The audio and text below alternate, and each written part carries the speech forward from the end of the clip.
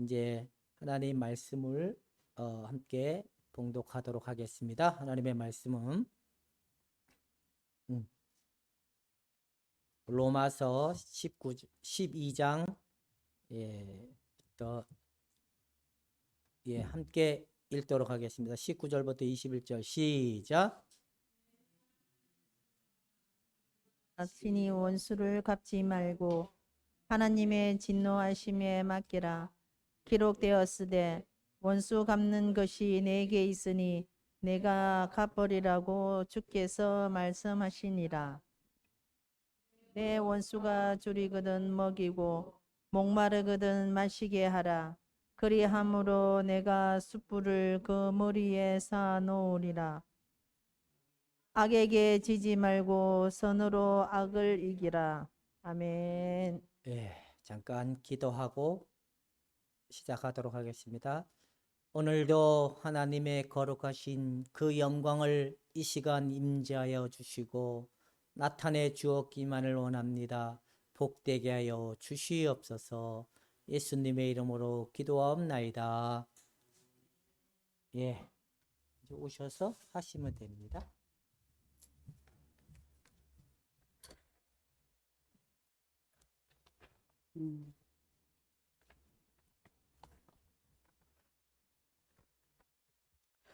안녕하세요. 저는 저 이상민 목사님을 목사님이라고 부르지 않고 뭐 교수님이라고도 불렀다가 목사님이라도 불렀다가 이렇게 계속 하고 있는데 교수님을 만나고 나서 아니 목사님을 만나고 나서 많은 변화를 저에게 하나님이 주셨던 것 같아요. 그래서 지금까지도 저희 목사님을 많이 존경하고 또 많이 어려움이 있을 때, 제 마음에 괴로움이 있을 때 많이 전화로 여쭤보기도 하고 함께 하는 시간을 가지고 있는 것 같아요. 또 제가 목사님께 이렇게 여기 불꽃교회 와서 예전에 한 번 왔었어요. 잠깐 뵈러 왔었는데 불꽃교회 와서 이렇게 한다는 게 좀 부끄럽긴 하지만 그래도 나의 삶을 통해서 누군가가 위로를 받으면 그것이 또 하나님이 위로를 해서 만져주시면 좋은 기회가 될 수 있지 않을까 하는 마음에 용기를 내서 왔습니다. 저는 성도님들이 어떻게 생각할지 모르겠지만 모든 사람이 다 어렵게 힘들게 살긴 하는데 저는 정말 힘들고 어려운 삶을 살았어요. 근데 결혼하기 전까지는 그냥 부유한 집에서 잘 살았어요. 근데 결혼하고 나고 제가 96년도에 결혼을 했는데 결혼하는 그 순간부터 이제 이렇게 내려가는 삶을 살기 시작해서 아이를 둘을 낳는데 제가 이제 너무너무 힘든 그러니까 지옥 같은 삶을 살았어요. 근데 그래서 2000년도에 할 수 없이 이혼을 하게 됐어요. 이혼을 하게 됐는데 아이들한테는 되게 미안했는데 전 행복했어요. 그 지옥에서 탈출했다는 게 너무너무 좋았어요. 그런데 오늘 말씀처럼 원수를 갚지 말라 하셨잖아요. 근데 저는 그 사람이 너무 미웠어요. 저한테 물론 뭐 부부가 다 똑같은 게 박수도 친다고 하지만 그래도 그러니까 폭력에 의해서 제가 그것도 아이 때문에 참고 그래서 제가 턱뼈가 다 나가서 이 어금니가 없어요. 그 정도로 이제 많이 이제 했지만 그런데 하나님이 원수를 갚지 말라 그러셨잖아요. 그리고 원수를 사랑하라 하셨는데 저는 진짜 사랑을 못 하겠더라고요.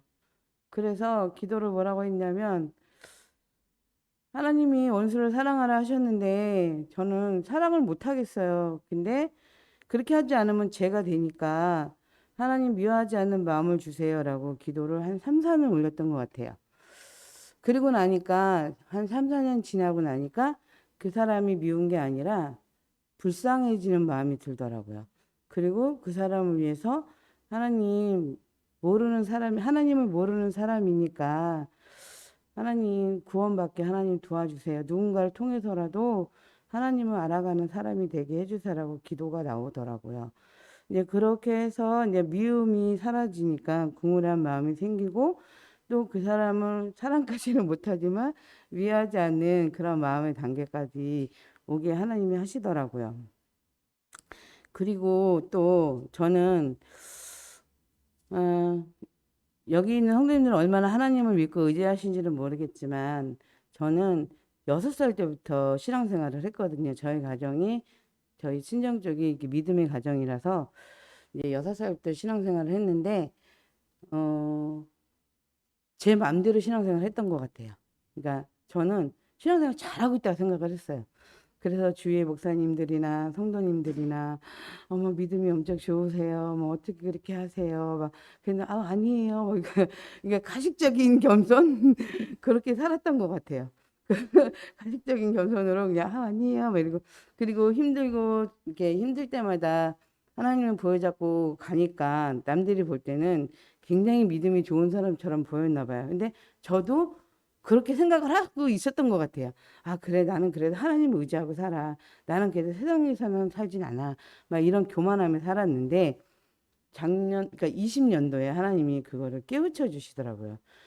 네가 신앙생활을 했지만, 내가 원하는 방식이 아니라, 네가 원하는 방식으로 나를 믿었지 않냐.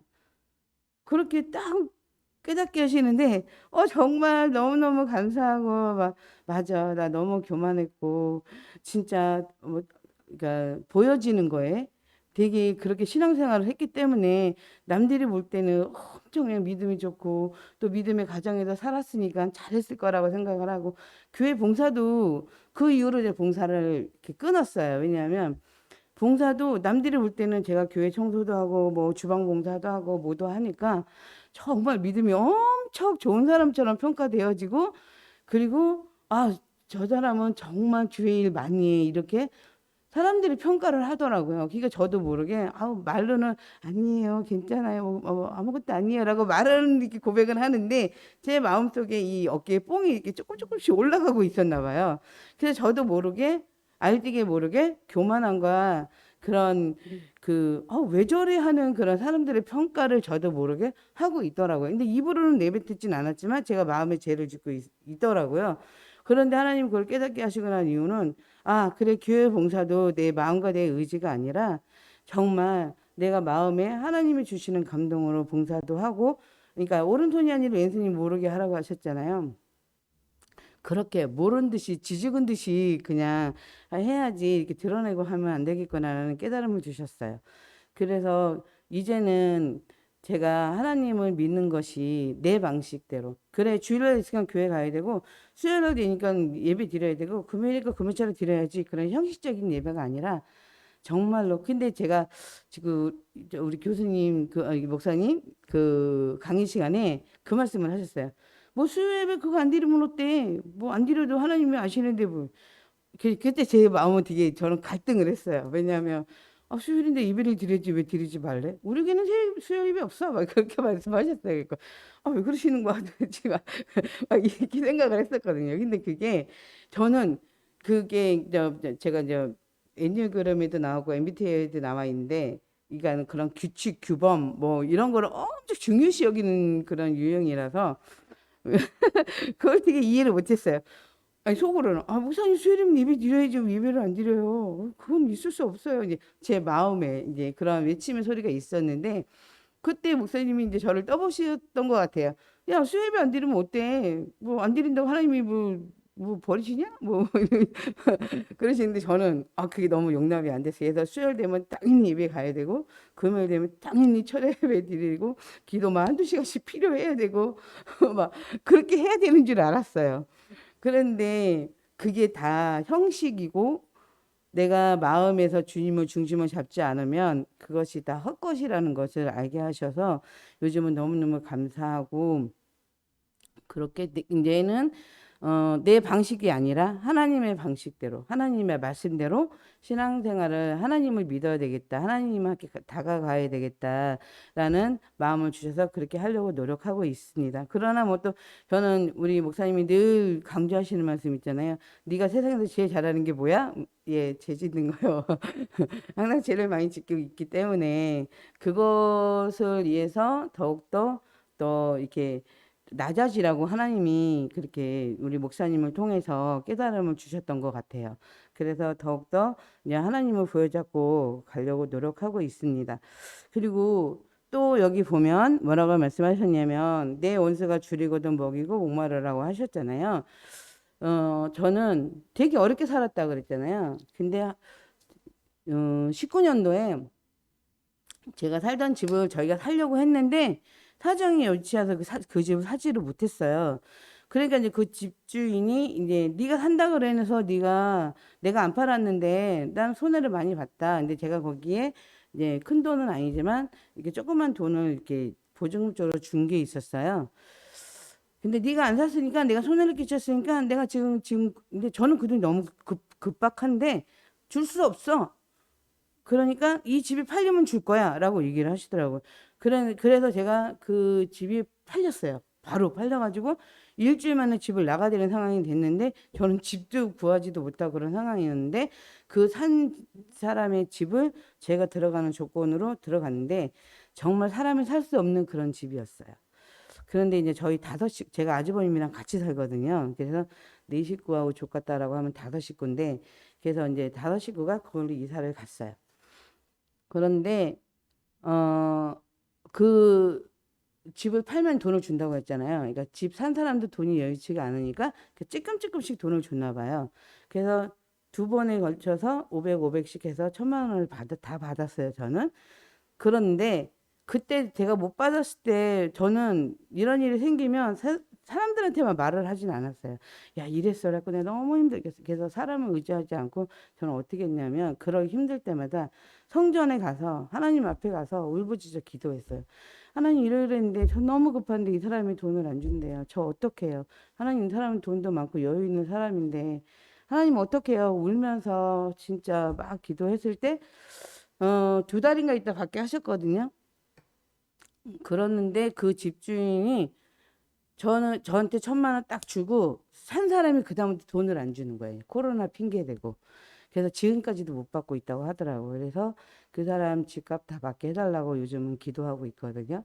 근데 그게 하나님은 그러신 것 같아요. 정말 네가 원수를 위해서 네가 했고 네가 사람들한테 그걸 떠들고 비판을 했다라면 하나님은 일 안 하셨을 거라는 생각이 들었어요. 제가 하나님께 기도하고 하나님을 믿고 의지했을 때 그리고 그 사람을 위해서 기도했을 때 축복의 기도를 해 주었을 때 하나님은 들어주시고 또 그들의 손들을 들어주실 거라 믿고 그래서 원수를 내가 갚는 것이 아니고 그 사람이 목마르고 힘들거든 제가 뭐 물질로는 뭘 해줄 수는 없지만 기도라도 같이 해줄 수 있는 그런 삶이 돼야 되겠다는 생각이 들어서 열심히 그렇게 기도하고 있었습니다. 그래서 여기 있는 성도님들도 많이 힘들고 어렵겠지만 제가 만난 하나님은 정말 의로운 하나님이시라는 것을 다시 한번 깨닫게 하셨던 것 같아요. 그래서 특히 이런 문제 많이 생기잖아요. 막 교회에서 목사님과 성도들 간에 분쟁이 생겼을 때 어떻게 해야 돼라고 물어보는 사람들이 있거든요. 그럼 저는 그냥 그렇게 얘기해요. 아무 소리 하지 말고 그냥 하나님께 고자질하면 돼. 그러면 나머지는 하나님이 다 해결하셔. 내가 뭐 목사님을 평가할 필요도 없고 성도를 평가할 필요도 없고 그 장로님을 평가할 필요도 없어. 하지만 하나님께 그렇게 마음이 답답하면 하나님께 고자질해. 그러면 하나님이 다 알아서 일해 주실 거야라고 얘기를 해주거든요. 정말 저는 성도님들이 그 목사님 한 사람을 놓고 해서 그 목사님이 어, 세상을 달리하시는 목사님들 겪었거든요. 근데 그랬을 때 우리는 정말 하나님이 지켜보고는 계시지만 정말 그것은 뭐 이렇다 저렇다 제가 단정 지을 수는 없지만 말씀 안에서 하나님이 말씀하신 것처럼 그냥 저희가 하려고 하지 말고 하나님께 맡기고 그 사람들을 위해서 기도해주고 그 사람들을 위해서 정말 하나님 불쌍히 여겨달라고 기도하면 그 나머지는 하나님이 일하신다는 것을 다시 한번 말씀드리고 싶습니다. 이거에 근거에 대해서 제가 실은 2000년도에 어느 목사님을 통해서 제가 이제 부름을 받았다는 소리를 들었어요. 그래서 아 그래요? 그리고 이제 겁없이 신학을 1년을 하다가 제가 너무 힘들게 살았다고 했잖아요. 결혼하고 나서. 그래서 하나님 저 너무너무 힘들어요. 세상에서 돈 2년만 벌고 다시 하나님한테 올게요. 그리고 나갔어요. 나갔는데 새까맣게 잃어버리고 세상에서 열심히 살았지만 근데 돈은 계속 벌었어요. 돈은 열심히 벌었는데 만약에 500을 벌었으면 1000만 원이 나가는 거예요. 예를 들면 그게 다 새어 나가더라고요. 그랬는데 그걸 깨닫지 못하고 제 세상에서만 열심히 살았어요. 정말 열심히 살았어요. 그래서 오죽하면 제 남동생이 어, 하나님을 아직 잘 모르는데요. 남동생이 하는 말이 그랬어요. 근데 연년생이거든요. 그러니까 남동생이 하는 말이 야, 네가 믿는 하나님이 있다면 네가 그렇게 열심히 사는데 너는 왜 안 도와주냐? 니네 하나님이 있긴 있냐? 너처럼 열심히 사는 애가 어디 있냐라고 말을 했었어요. 저는 그게 너무 가슴이 아팠어요. 왜 아팠냐면 동생이 저한테 비수 꽂는 말이 아픈 게 아니라 내가 하나님을 믿는다고 하면서 내가 하나님을 욕되고 있구나. 내가 하나님의 자녀로서 본이 되지 못하고 있구나. 그게 너무 가슴이 아파서 지금까지도 그게 하나님한테 목련 기도하는 제목이 그거거든요. 그래서 그 이후부터 제가 물질 기도를 했어요. 하나님, 저도 물질 주세요. 대신에 하나님 주시는 물질 내 이익과 내 삶을 위해 사는 것이 아니라 하나님이 어린아이와 참가부와 노인을 돌보라고 하셨으니까 그런 데 사용할 수 있는 하나님의 이름을 높여드리고 하나님의 사랑을 전할 수 있는 곳에 그 물질을 사용할 수 있게 하나님 물질 주세요라고 기도를 많이 했어요. 제가 19년도에 갑자기 이사를 가게 됐다 했잖아요.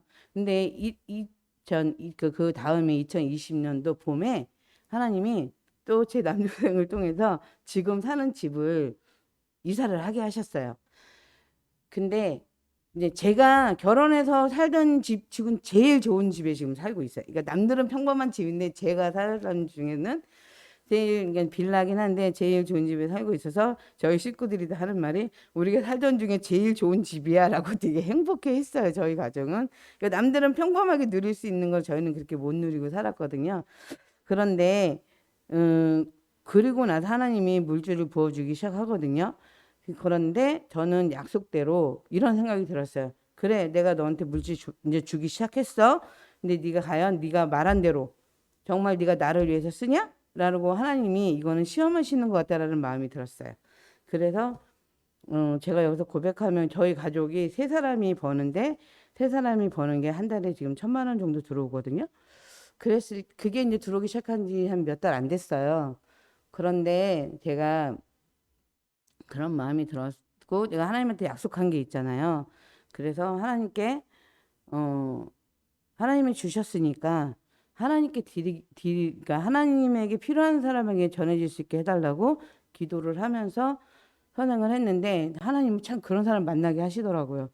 제가 예전에 섬기던 교회 집사님을 우연히 만나게 됐는데 이제 그분이 차를 끌고 오셨어요. 그래서 저희도 차가 한 대니까 저희 남편 보고 타고 가라고 그러고, 나 집사님, 우리 밥 먹으러 가는데 집사님 차 타고 갈래? 그랬더니 그 차를 못 타게 하는 거예요. 그래서 집사님 그 차 왜 못 타게 해? 집사님 그때, 뭐 더럽대. 집사님 내 차는 더 더러워. 괜찮아. 그리고 이제 타려고 하는데 계속 못 타게 하는 거예요. 그랬더니 할 수 없는지 그냥 태워주시더라고요. 그냥 갔는데 이렇게 보니까 기름이 하나도 없는 거예요. 그래서 집사님 기름 넣자. 그래서 기름을 넣어드렸어요. 기름 넣어드리고 나서 이제 식당을 갔는데 그 집사님이 하시는 말씀이 그 집사님이 어린이집 선생님이에요. 그래서 오래돼서 돈을 많이 버는데 이 집사님이 3명의 아이를 입양을 했어요. 3명의 아이를 입양을 해서 둘은 다 키워서 다 성인이 됐고 가정을 이뤘는데 이 막내가 이제 고1인데 얘가 여기서 적응을 못 해갖고 중국으로 유학을 보냈어요. 얘가 가고 싶었는데 너무 거기서 적응을 잘하고 잘해요. 그러니까 모든 걸 만약에 300만 원 돈이 들어온다. 그럼 300만 원 돈이 다 그 중국으로 가는 거예요. 얘 학비로. 그러니까 돈이 하나도 없을 거 아니에요. 저는 그걸 몰랐어요. 근데 하나님께 만나게 하시더라고요. 근데 지사님 내가 이런 말 안 하려고 했는데 이상하게 말이 나오네. 그 지사님 굉장히 자존심이 강한 사람이라서 그 말을 안 하냐면 그 아버지가 어떤 분이었냐면 옛날에 80년도에 경찰들 이렇게 막 대학생들 고문하고 막 그랬잖아요. 그런 공무원의 집안이라서 아버지를 굉장히 중호하고 그래서 아버지 때문에 대학교 다닐 때 이거 많이 했다고 하더라고요. 반항심에. 그 정도로 이제 그 아버지하고도 이렇게 관계가 좀 안 좋아서 친정의 도움을 전혀 받지 않고 있는 상황인데 그 집사님이 이상하게 나 집사님한테 말이 나와요. 그래서 뭔데요? 말씀해 보세요. 그랬더니 나 원래 자존심 상이 강해서 이런 말 안 하는데 나와요. 그래서 얘기하세요. 그랬더니 내가 집사님을 차를 못하게 한 이유는 내가 실은 보험이 어제로 만기가 끝났다. 그런데 내가 돈이 없어서 책임보험도 아직 못 들고 있는 상태라서 어, 집사님을 태울 수가 없었다. 그런데 그냥 태우고 왔다 얘기를 하더라고요. 그런데 저도 예전에 돈 없을 때 쌀도 없고 뭐 했을 때 진짜 보험비가 없어서 보험을 못 들어서 벌금을 몇백만 원씩 냈지만 그때 일을 이분이 겪고 있는 걸 딱 만나게 하셨잖아요. 근데 제가 하나님이 주신 몫이 하나님이 쓴다고 고백했잖아요. 그래서 그 자리에서 제가 아는 설계사님한테 전화해서 이제 보험을 얼마 이제 뽑아보고 그날이 이제 주일이었으니까 월요일날 보험 가입을 해줬어요. 해주고 그 아이의 중국에 있는 아이 이제 뭐 또 필요하다는 것도 사서 보내주고 용돈도 주고 그렇게 했어요. 근데 그것이 아까운 게 아니라 그냥 하나님한테 내가 약속했으니까 하나님이 주신 거 일부 다도 아니잖아요. 일부잖아요. 일부를 그 만나게 하셔서 알게 하셨고 또 이렇게 쓰게 하셨으니까 그냥 감사했어요.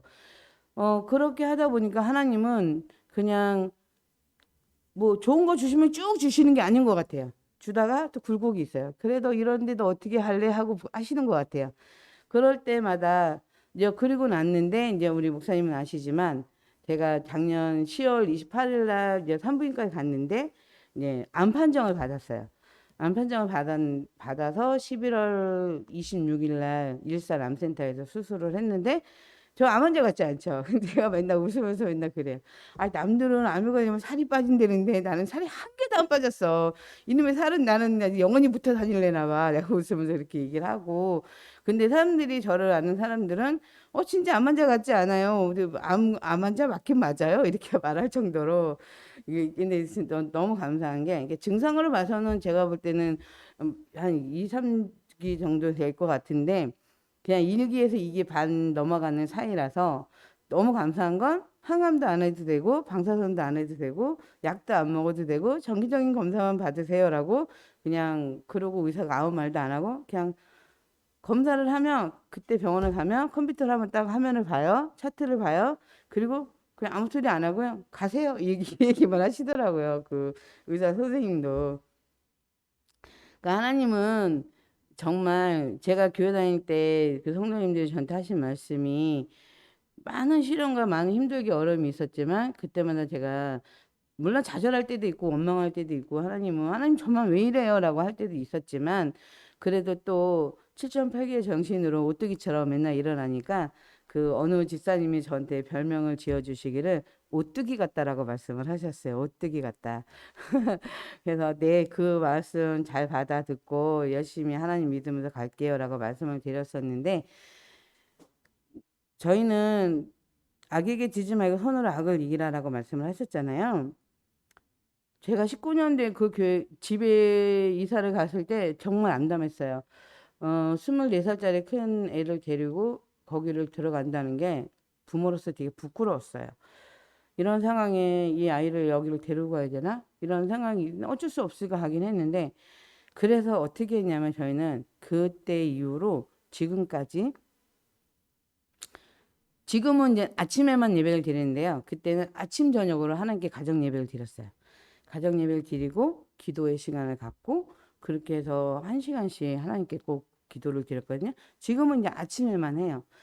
그러니까 저는 그게 하나님이 어여삐 보셨던 것 같아요. 네가 이렇게 어렵고 힘들고 낭망 속에 진흙탕 속에 너를 빠뜨렸지만 그것이 누구의 잘못이다, 내 잘못이다. 물론 저의 잘못이 제가 순종하지 않고 제가 뭐 죄를 많이 짓고 방탕한 생활을 많이 했으니까 그런 것도 있지만 그럴지라도 하나님은 저를 버리지 아니하시고 기다려 주시고 또 참고 인내해 주셔서 모퉁이들도 다듬어 사용하신다는 것처럼 저의 그런 못된 그런 것도 하나님이 기다려 주셔서 저희 가정이 그때 참 많이 하나 됐던 것 같아요. 그래서 가정 예배를 드리고 또 기도하면서 하나님이 우리 가정을 이끌어 갈 것이라는 확신을 믿고 나아갔을 때 하나님께서 집도 마련해 주시고 또 이렇게 살아갈 수 있는 힘을 하나님이 주시는 것 같아요. 그래서 저는 물론 뭐 여러 가지 어려움이 많죠. 근데 제가 성도님들한테 부탁드리고 싶었던 거는 사람을 하지 말고 하나님을 의지해라 라고 말씀드리고 싶었고, 제가 2000년도에 1년 다니니까 2001년도겠죠. 제가 2년만 하나님한테 세상에서 2년만 돈 벌고 하나님한테 올게 했는데 제가 안 왔잖아요. 근데 17년도에 제가 서울정신대를 또 신학과를 간 게 아니라 사회복지과를 갔어요. 사회복지학과를 갔는데 또 어느 목사님이 저한테 그 말씀을 하시더라고요. 아, 반은 하나님의 사람이고 반은 세상 사람이네. 막 이렇게 말씀을 하시더라고요. 그래서 제가 그때 이제 머리에 탁 스쳐가지고 아, 네. 그거 알고 있죠? 뭔 말인지는 알아들었죠? 이러시더라고요, 저한테. 그래서 네, 알아들었어요. 그랬더니 그럼 어떻게 해야 되겠어요? 막 이러는데 그러면 사회복지과 그만두고 신학과를 다시 갈까요? 그랬더니 그 목사님이 하신 말씀이 거기 신학과라며요. 아니, 저 신학교라며요. 그래서 예, 신학교에 맞아요. 그 복수 전공할 수 있지 않아요? 그러더라고요. 그래서 이제 1학년 2학기 때 복수 전공을 할 수가 있어서 그때 제가 1학년 2학기 때 신학과 이 나이에 남들도 안 하는 복수 전공을 어쩔 수 없이 복수 전공을 해서 학부를 졸업을 했거든요. 그런데 제가 제 멋대로 계속 신앙생활 했다는 게 바로 그런 관점이고, 그러면서 이제 저희 목사님을 또 만나게 되면서 그런 게 하나님의 갈 수 있는 방향의 지시를 그냥 수시로. 근데 제가 조금 삐딱하게 간다 싶으면 어떻게 알고 전화를 주세요. 요즘 어떻게 지내세요? 그래서 이렇게 방향을 잡아주시고 그래서 지금까지 제가 올 수 있었던 것 같아요. 그래서 절대 세상 사람을 의지하지 말고, 세상 사람은 제가 볼 때는 달콤한 사탕 같을 거예요. 근데 사탕은 우리에게 해를 끼치잖아요.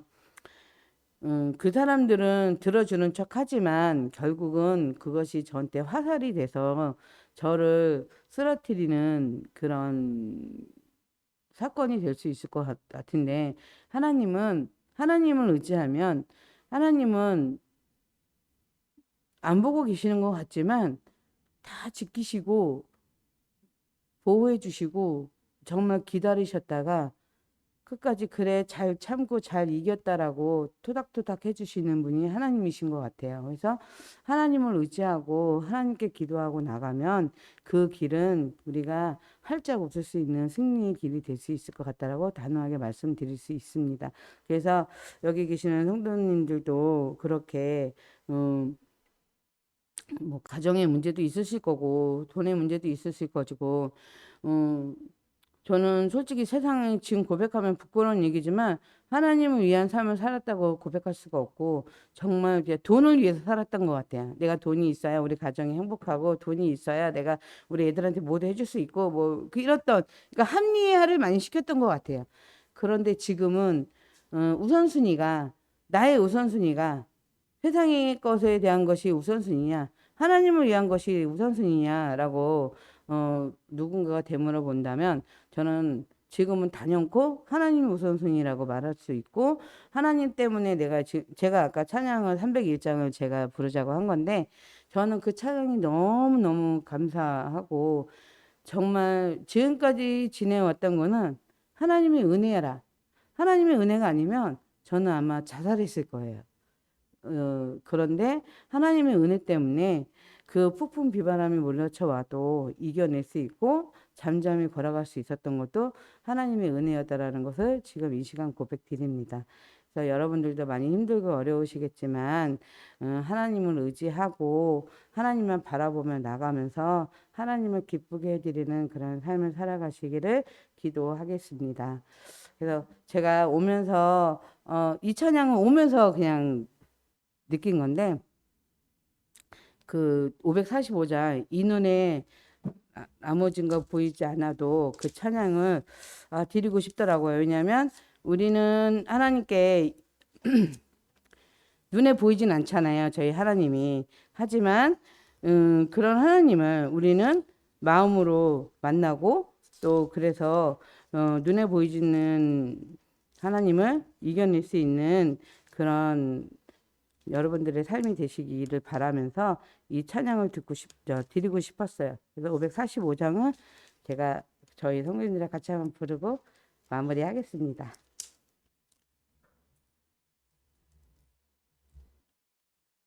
5장. 이 눈에 아무 증거 저기 545장.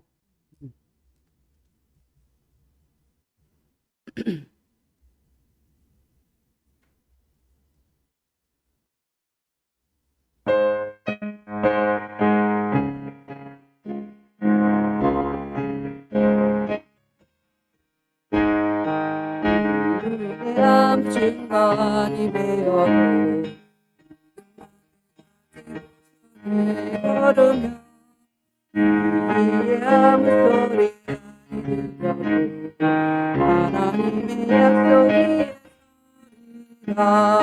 걸어가세 이른 위에 서서 나가세 중심 버리고 걸어가세 이른 위에 서서 온가지에 아무 증거 없어도 이눈이 보기에는 어떠하든지 이미 믿으며 나의 의심 없이 살아가네 우리 소원 주 안에서 이루니 걸어가세 이른 위에 서서 나가세 의심 버리고 걸어가세 이른 위에 서서 온가지에 아무 증거 없어도 주님의 거룩함을 보고 맹세하 주 하나님 아버지는 참 이쁘다 그 귀한 모든 약속 믿는 자에게 끊지 못할 무슨 일이 있을까 걸어가세 이른 위에 서서 나가세 의심 버리고 걸어가세 이른 위에 서서 온가지에 아무 증거 없어도 아멘. 감사합니다.